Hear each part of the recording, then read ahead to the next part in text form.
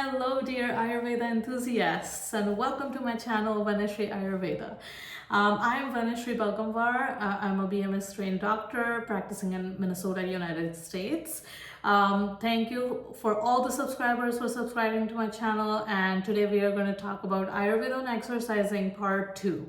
If you haven't yet watched the part 1 of this video, I would really encourage you guys to watch the part 1 of the video, because if you haven't, there are certain simple tips or the groundwork, I would say, for the part 2 of this video, where I talk about how to exercise, when to exercise, what to do before exercising, and all that fun stuff. So please watch the part 1 before you watch the part 2 on exercising.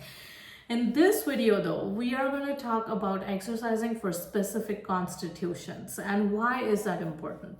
Now, Ayurveda is a very individualized system of medicine. It says, say for instance, it doesn't say apple is good, healthy for everyone. No, you need to understand what is healthy for you, what is the right type of exercise, or what is the right type of food healthy for your specific constitution.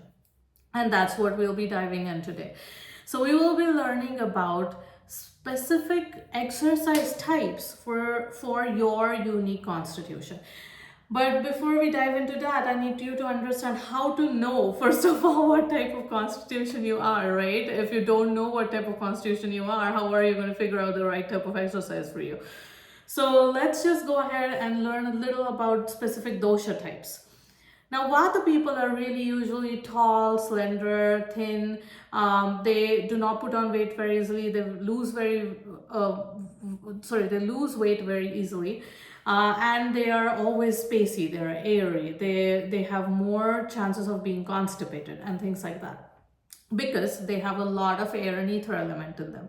Now let's look at Pitta people, who have more fire and water element in them. How are they? They're moderately built people, very sharp-minded, have very sharp hunger. They're usually very hangry, and they are very extremely motivated, and they live in parallels and perpendiculars, so kind of perfectionists. And they want to do more than they can handle always. Okay, those are the Pitta qualities. And the Kapha people are usually made of water and earth element, and because they're made out of the heaviest of all the 5 elements, they are naturally heavier to weigh. So as a baby as well, they would be like 8 to 9 pounds, and more stable, more grounded. They're the most strongest constitutions because they have a lot of stability in their system. But at the same time, they're very soft-hearted, giving people, empaths. They're very caring and loving, and kind of soft and smooth people is what I call them. They have a big, soft, smooth heart, and they live for others. They always live for others. But when it comes to weight, they really struggle with weight, is because they have a very slow metabolism. And everything they do they will walk slow, talk slow, eat slow, because slow is one of their qualities. So for a Kapha person, it behooves more to exercise more than Vata and Pitta. Though Pitta people are very motivated to exercise, Kapha people are not. And Vata people would exercise sometimes they won't. They're very erratic. They're very irregular with routines or schedules. So these are few characteristics of every constitution. Now, when I was explaining this, you would have thought that, oh, I have some qualities of this dosha or some qualities of that dosha. So yes, absolutely, that could be a possibility, and you could be a dual doshic person where you have one or more doshas in your constitution. So if you're a Vata Pitta, Pitta Kapha, Kapha Vata, and combinations like these, so on. So in total there are 7 constitutions in Ayurveda. But for the exercising topic, what I want you to understand is, what is your gut type, as in like what is your metabolism, and what are your characteristics, right? So let's look at Vata. Remember I said tall, slender, very airy, kind of all over the place people.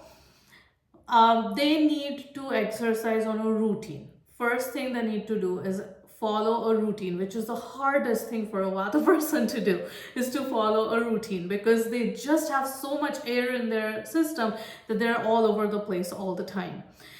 But what could be the best exercises for a Vata person is um, any exercise that will ground them, that will not cause excess activity or hyperactivity. I would say hyperactivity or hyperventilation in them. So any exercise that involves connecting to the earth element, closer to the ground, anything that is on the mat, on the floor, on the earth, like even walking barefoot on grass can be a really good exercise for a Vata person.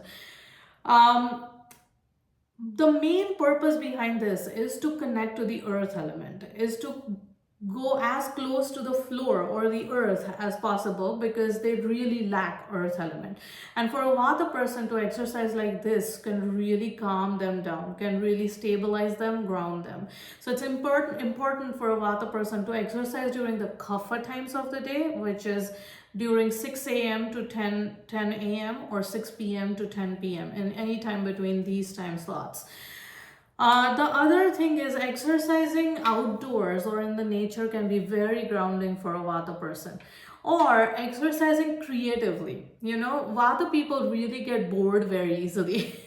They do not like the same form of exercise every day. They want variety, but they also want to be active, but they don't want to do the same thing over and over again. So I would say be creative with your workouts, because Vata people themselves are very creative in nature. So maybe one day you could do yoga, the other day you could do Pilates, the other day you could do dancing, maybe one day you could do walking. But excessive workouts or high intense workouts or like circuit training, Tabata, may not be the right fit for a Vata person, because if they do such kind of workouts, it really depletes their healthier tissues. I have so many clients that I've seen in the past where they start losing their healthy hormones, their healthy tissues. They really deplete their fat reserves, they really deplete everything. Even like they start getting anemic, so they deplete their blood. They and Vata people in general don't have more liquidity or fluidity in their system, so they do not sweat very easily. So they don't understand when to stop because they're not sweating, and they just keep working out until they sweat, but there is not much sweat that would come out, right? So for a Vata person, I really need you to understand that flowing or fluid workouts like yin yoga, flow yoga, uh, or certain strength training workouts that are slow paced, right? Like using smaller weights but that are slow paced could be really, really beneficial. So I would recommend doing flowing or fluid workouts, slow paced workouts, and connecting to the earth or as close to the ground as possible workouts for a Vata person. Sounds good? Now another important thing for Vata person is not to work out in the cold, especially in places where there's snowing and you're running outside in the snow or outside in cold weather. That can really aggravate Vata badly in your system, and that will cause a lot of symptoms like constipation, dryness in your hair, skin, everywhere. And pain, excess pain, right? So try not to work out in cold environments. Okay, so wherever you're working, it needs to be warm and comfortable. So this is for Vata. Let's move on to Pitta. Now, Pitta people really struggle with not knowing when to stop working out. Okay, because they just keep going, because their head keeps telling them, I can do better, I am better, I have to do better, I can do more than this, right? But because they're moderately built, not necessarily that they would be there, that their body would be able to handle it. The sad part is, in a Pitta person, their mind is telling them totally something different than what their body can handle. So in a Pitta person, the mind is telling them, let's go, let's run 2 more miles, like it's that going overboard or going more than you can handle. So one thing I need Pitta people to understand is to surrender. Now, that word itself might sound horrific to a Pitta person. Surrender. You're asking me to surrender? So, first of all, I need you to understand the meaning of the word surrender. Surrendering does not mean letting go. Surrendering means hitting a pause button on you, not stop. Hitting a pause button on you and analyzing the situation around you. Is this really worth my time, my efforts, my energy, or am I putting too much into this thing and getting depleted by the end of it? So it's very crucial for a Pitta person to understand the term surrender, because they have never experienced that before and they don't understand that. They cannot wrap their head around the term surrender because they've never lived that way, right? But that means that not reaching a point where you're totally burned out and then you collapse, because Pitta people have a tendency to do this. No, just not in exercise, even in thinking. They'll overthink and end up in a ditch. They will work out, and they'll be so sore for days, So going overboard is something that I would definitely just watch out with the people. You do not want to get burnt out. Okay. The second is, now Pitta people can do well with cold environments because they themselves are very heating in nature or hot. So working out in cooler environments, not too cold, but cooler environments, like in a air conditioned space, can really, really help. Not run. So the opposite is not good for a Pitta person. So running outside in the mid morning sun is so bad for a Pitta person. So try to do cooling workouts like maybe moon salutations or yoga would be really good. Lying down outside in the nature when it's cooler, or cooler times of the day, like evenings, early mornings, would be really beneficial. Shavasana, calming down workouts or calming down exercises would be really, really beneficial. For a Pitta person, flexibility is the key. So focusing on things that will improve your flexibility, like yoga or even stretching, would be beneficial. Balancing activities, because Pitta people never live in the middle. They never live in moderation. They don't understand how to live in moderation. It's always the extremes. Either I will work out or I won't, or I'll work out so much that I get burnt out, or I will work out only once a month, so it's like those extremes. They always live in the extremes. So it's very important for a Pitta person to understand moderation, and that's why balancing activities can be very beneficial for a Pitta person. Strength training, absolutely, but you need to understand when to drop the weight and when to pick it up, right? You cannot keep strength training and deplete your system completely, okay? The other thing is quieting the mind down, because Pitta people use exercise as a form of release, as a form of emotional release or stress release. And they think that it does work. It's a band-aid effect. It does work for that instance. But some certain calming activities after working out for a Pitta person can be very beneficial. Like maybe doing shavasana after a workout, or maybe even meditating for like 5 to 10 minutes after a workout can be very soothing and calming for their system. And not just that, nourishing yourself post workout, because Pitta people deplete their system very easily because they have a lot of liquid in their system. They sweat very easily too, so they let go of the healthy electrolytes. So it's very important to hydrate with electrolytes after a workout, especially for a Pitta person.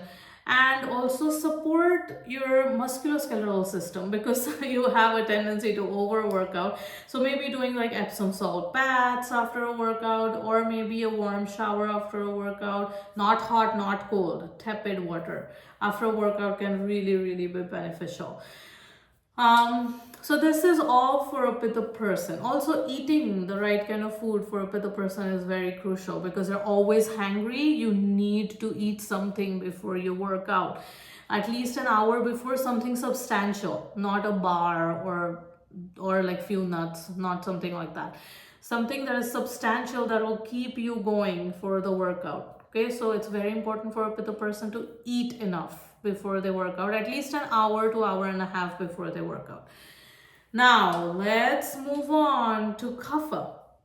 Kapha people need a lot of motivation to start exercising. But the good part is, once they get into the habit of doing it, they'll stick through it forever.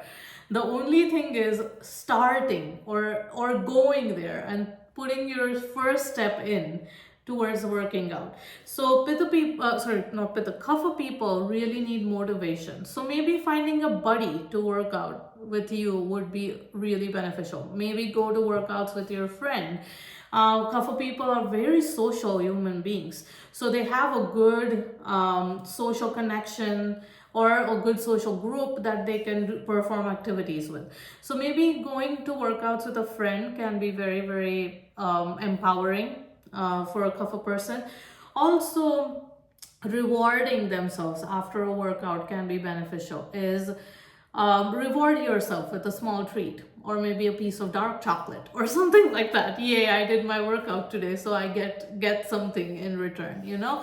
Also, eating something not too heavy or not too dense before workouts can be beneficial, because Kapha people have very slow metabolism, so it takes forever for them to digest whatever they've eaten. So maybe something small, like few handful of nuts or even handful of popped lotus seeds, makhana, roasted makhana, can be very beneficial.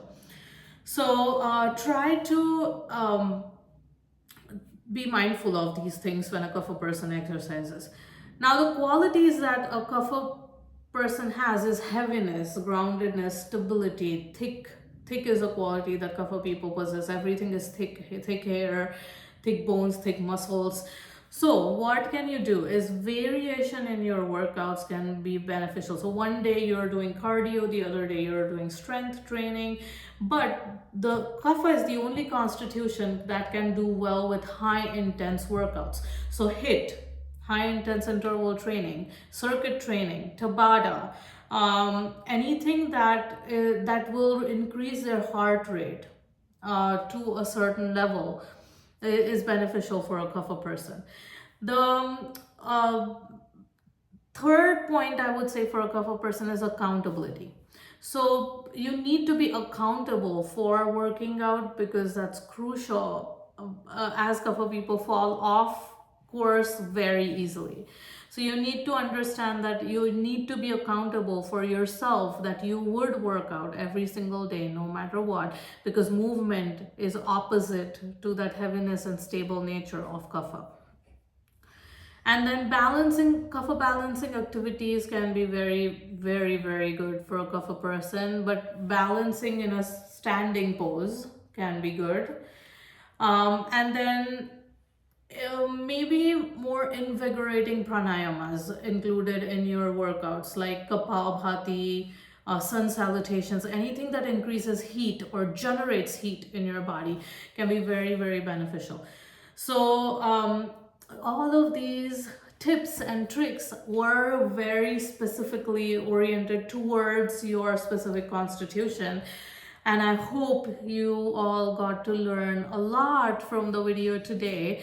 And just know your constitution, exercise the right amount, know what to eat before an exercise, or how soon you have to exercise after eating, and then what time of the day. And always remember, no matter what constitution you are, you have to exercise Ardha Shakti. Only use half your strength.